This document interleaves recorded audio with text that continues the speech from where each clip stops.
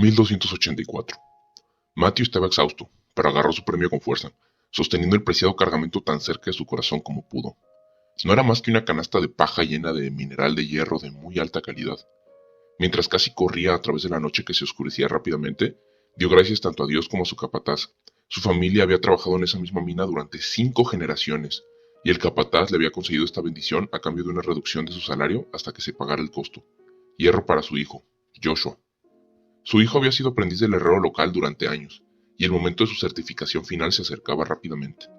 El anciano Jacob había sido forjador de espadas del ejército antes de jubilarse debido a una lesión, y eligió su pequeño pueblo por la calidad del mineral de hierro que producía.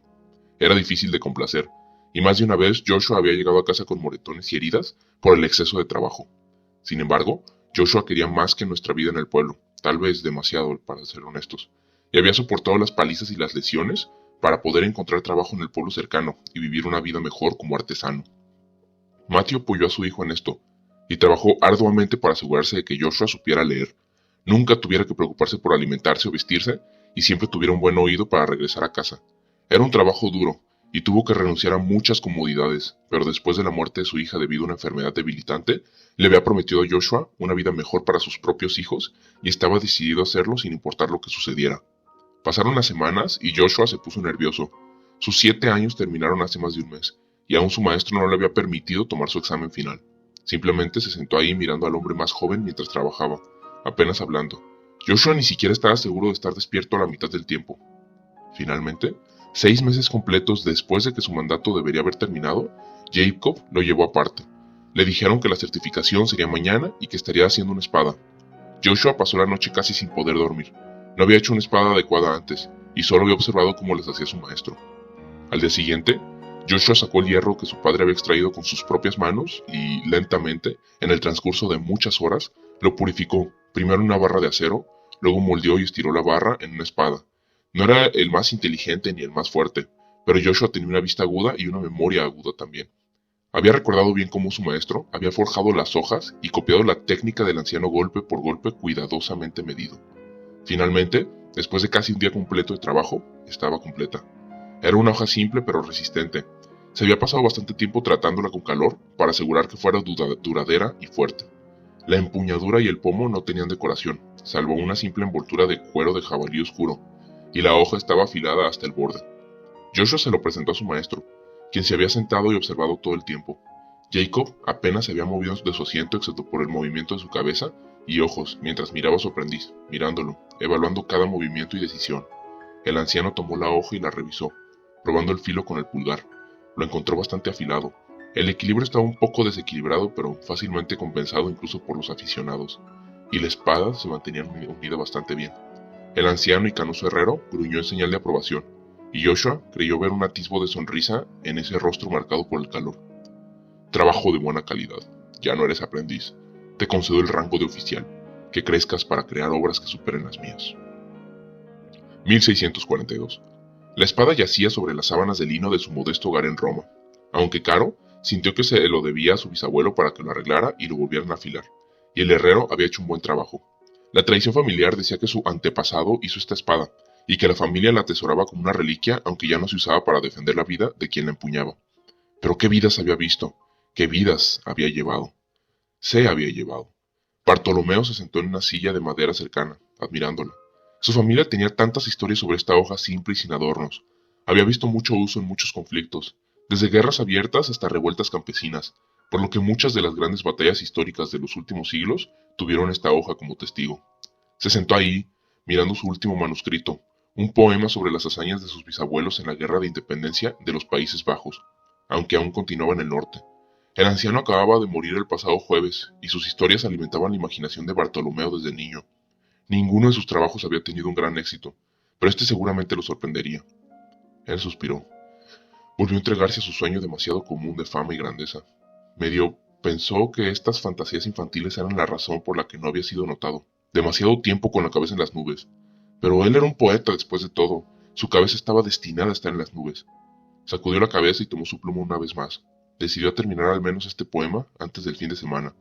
Pero de repente se le ocurrió una idea para un nuevo poema, un poema mejor. Según los registros de su familia y la historia, la espada que ahora tenía nunca se usó con ira o malicia.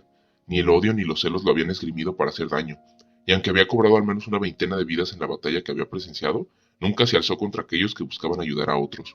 La traición familiar sostenía que se había utilizado contra traidores y tiranos, junto con aquellos que los apoyaban. Los registros eran viejos y polvorientos, los guardaba un tío en Florencia, pero estaban bastante intactos en realidad. Bartolomeo se preguntó si le quedaba suficiente para hacer el viaje, porque la ida se le había quedado grabada. La historia de una espada que empuñaban aquellos que buscaban la paz. Seguro que borraría las sonrisas en los rostros de esos tontos que lo menospreciaron. Era un tema digno de una gran epopeya, una historia que aseguraría que su nombre fuera reverenciado por las generaciones venideras. Se puso a escribir febrilmente idea tras idea, mirando de vez en cuando la hoja lisa. No era lo suficientemente grande, pensó. Tendría que grabarla. 1985. Sara no tenía idea de por qué Marcus estaba tan enamorado de esa vieja reliquia. Tenía 8 años y estaba obsesionado con ella, leyendo libros transmitidos de generación en generación por la familia de su esposo sobre las personas que la habían guardado, incluso si nunca la usaron. Las malditas cosas estaban apiladas alrededor de su habitación, y la espada colgaba de la pared sobre su cama. Lo había visto mirándola en la noche más de una vez, probablemente soñaba con estar ahí para las batallas en las que se usaba. Nunca habían sido ricos estos portadores, pero siempre parecían estar en el centro de los levantamientos. El lugar equivocado, el momento equivocado, pensó. O tal vez esos portadores habían sido mucho más problemáticos de lo que su marido había dejado entrever. La espada se había llevado, al menos según el recuento de los libros, 132 vidas a lo largo de la historia. Tiranos, traidores, soldados, salteadores de caminos. Los libros los detallaban todos, diarios llevados por los antepasados de su esposo y transmitidos como parte del registro familiar. Marcus probablemente podría nombrar a todos los muertos de memoria que habían pasado tanto tiempo leyéndolos. Su padre también podría hacerlo. Supuso que de tal padre tal hijo, de tal palo tal astilla.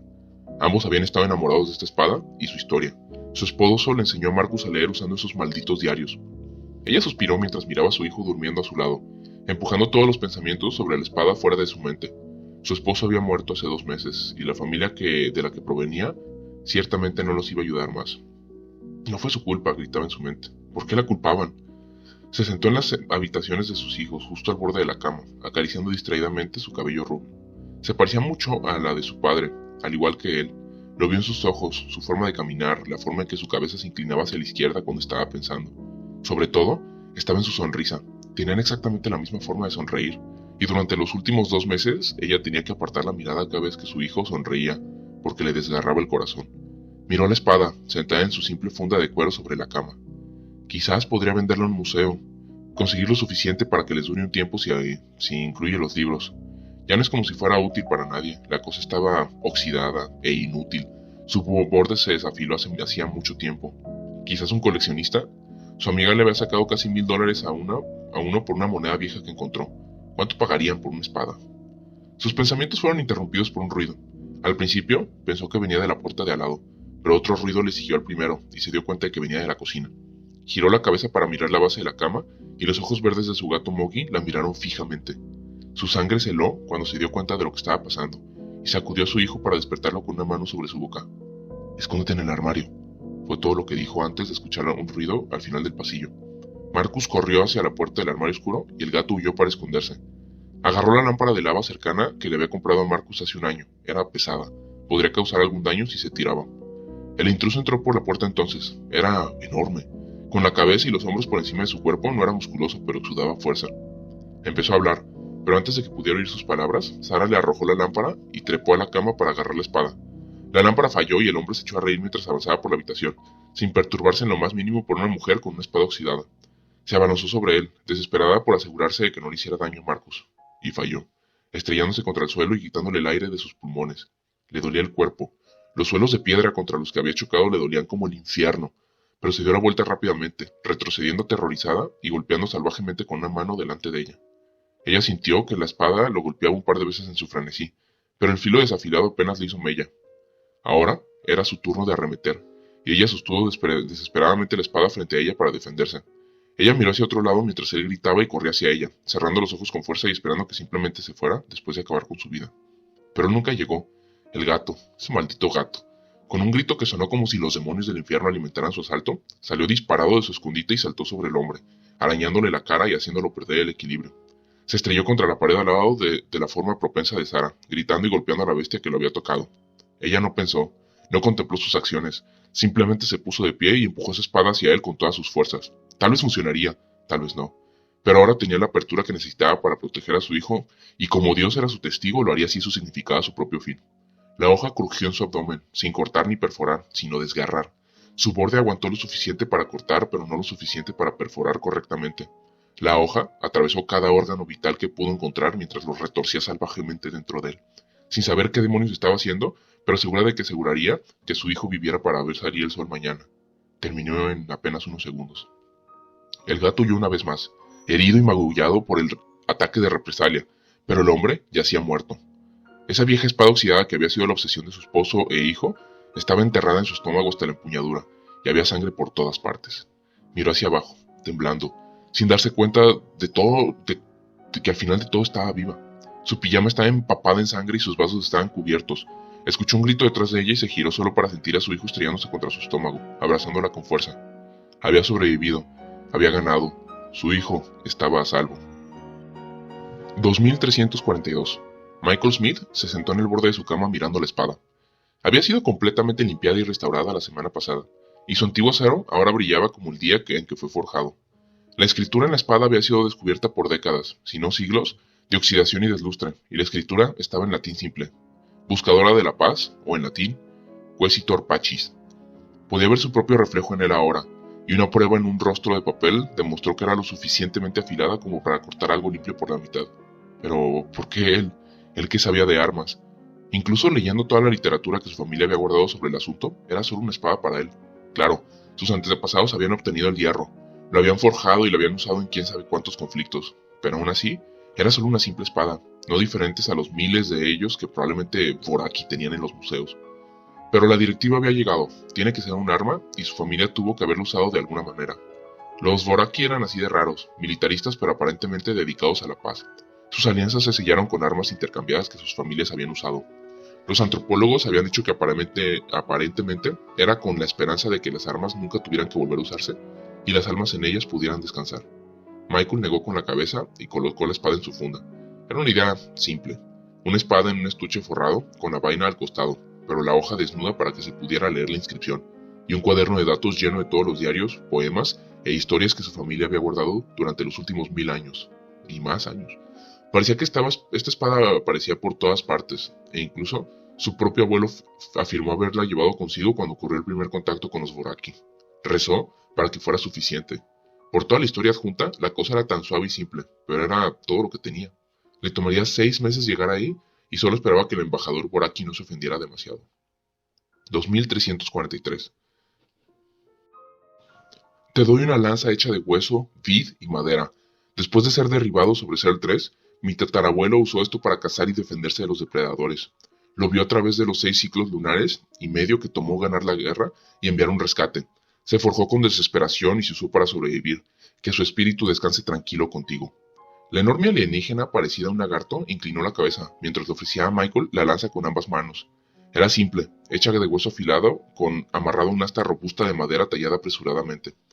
Como había sobrevivido a todo ese uso, era un misterio para él, y cuando tomó la caja de cristal en la que se había conservado, se sintió extraño. La lanza se sentía pesada, mucho más pesada de lo que podría haber sido, pero de repente se aligeró. Se inclinó a su vez para cubrir la mirada de confusión en su rostro, y rezó para que esa expresión no se extendiera a su voz. Le agradezco por el precioso regalo, que su espíritu descanse ahora. A cambio, también tengo algo para usted, embajador Kaliki.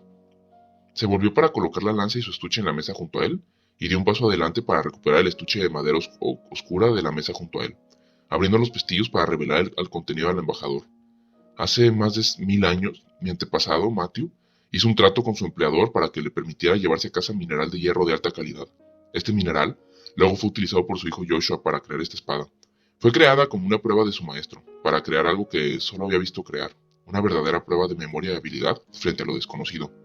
El maestro era difícil de complacer, pero con el hierro de su padre y las habilidades que había aprendido, Joshua se ganó su aprobación y convirtió en un herrero muy respetado. Durante los próximos 1000 años, esta espada se ha transmitido de padres a hijos, cada uno sumando su historia y su espíritu. Se ha utilizado para matar a tiranos y traidores, para defender a los inocentes e indefensos y para proteger a decenas de generaciones de mi familia. Cada miembro mantuvo registros de sus vidas con la espada, y finalmente, uno de ellos le dio un nombre, Buscadora de la Paz, Quaesitor Pacis. Se ha utilizado para defender a los niños, matar a los esclavistas y proteger a las familias. Ha visto innumerables batallas y ha matado a casi 150 personas, pero también ha visto muchos triunfos e incluso estuvo presente cuando nuestra gente se reunió por primera vez, llevado por mi abuelo. Durante más de 1000 años se ha mantenido en mi familia. El Datapad, el registro junto a él, contiene todos sus registros, sus historias y vidas junto a ella. Ha vivido junto a mi familia durante tanto tiempo y espero que su espíritu pueda encontrar descanso con el tuyo. Michael se inclinó mientras se lo tendía, rezando para que las palabras practicadas pero floridas compensaran la simplicidad de tal arma. Sintió en los ojos de todos en la habitación sobre él, y comenzó a maldecir en lo más profundo de su mente por ser tan estúpido como para pensar que las palabras podrían hacer de esta espada una gran arma. La embajadora Kaliki se derrumbó sobre sus rodillas, golpeando su cabeza contra la alfombra a sus pies mientras se arrastraba ante él. Dio medio paso hacia atrás en estado de shock. Una disculpa tartamudeada ya comenzaba a salir, pero se ahogó cuando ella habló. Su voz estaba llena de pasión, pero sus palabras se tropezaron y salieron de ella. No soy digna de tal ofrenda. Este sería el tipo de cosas por las que los más grandes emperadores y emperatrices sacrificarían todo. Es algo que le ofrecerías a un dios, no a una humilde embajadora. No puedo tomar esto, lo siento, pero no puedo. Michael la miró fijamente, pero sintió que la conmoción y el terror de cometer un error desaparecían de su mente.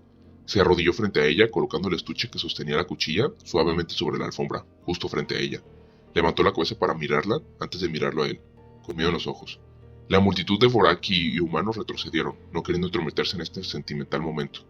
La voz de Michael era confiada, pero no era la confianza que usualmente tenía. Él solo se sentía confiado, solo sentía que estas palabras la calmarían. Un gran regalo para una gran ocasión y un gran deseo. Esta espada ha visto 1000 años de conflicto y muerte. Si bien nunca fue empuñada con malicia y ha visto tantos o más triunfos como muertes, mi familia desea que su espíritu pueda descansar. Esperamos que pueda encontrar esa paz con ustedes, porque la paz es lo que ha buscado durante tanto tiempo. Es su nombre. La embajadora Kaliki se quedó mirándolo, antes de estirar tímidamente la mano para agarrar el estuche. Miró la hoja por lo que pareció una eternidad, antes de cerrarla suavemente y cerrar los pestillos. Mientras se levantaba del suelo, la acunó contra su pecho, sin saberlo, sosteniéndolo de la misma manera que Matthew había sostenido el hierro que lo había creado. Michael se levantó con ella, observándola atentamente mientras sostenía el maletín tan cerca de su corazón como podía, hasta que finalmente asintió, inclinándose lo más bajo que pudo sin volver a arrastrarse por el suelo. Michael Smith, sepa que pase lo que pase entre nuestra gente, pase lo que pase en la eternidad, mi familia siempre atesorará esta espada. Nos has dado un regalo que nos honra de una manera que no tenemos las palabras para expresar completamente, y oramos para que con el tiempo seamos dignos de este honor. Te agradezco desde el fondo de los cientos de miles de corazones que mi familia tiene desde la antigüedad, y trabajaré toda mi vida para asegurarme de que este espíritu de espada encuentre la paz con nosotros. Michael le devolvió la reverencia, igualando sus movimientos. Si bien no podría saberlo, su espada simple y su discurso florido tenían ramificaciones que durarían eones. Cuando la emperatriz Voraki se enteró de su hazaña, lloró y declaró que Voraki y la humanidad siempre serían aliados.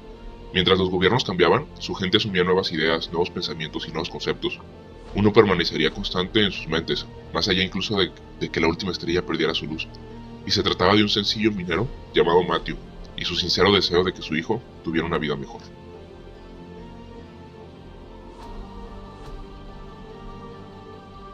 Si hay alguna historia que quieres que lea o narre, no tiene que ser necesariamente HFY o HFY, déjamela en los comentarios. Checa los demás videos que tengo del tema y de otros temas en mi canal, y no olvides suscribirte. Gracias y deja tu like. Hasta pronto.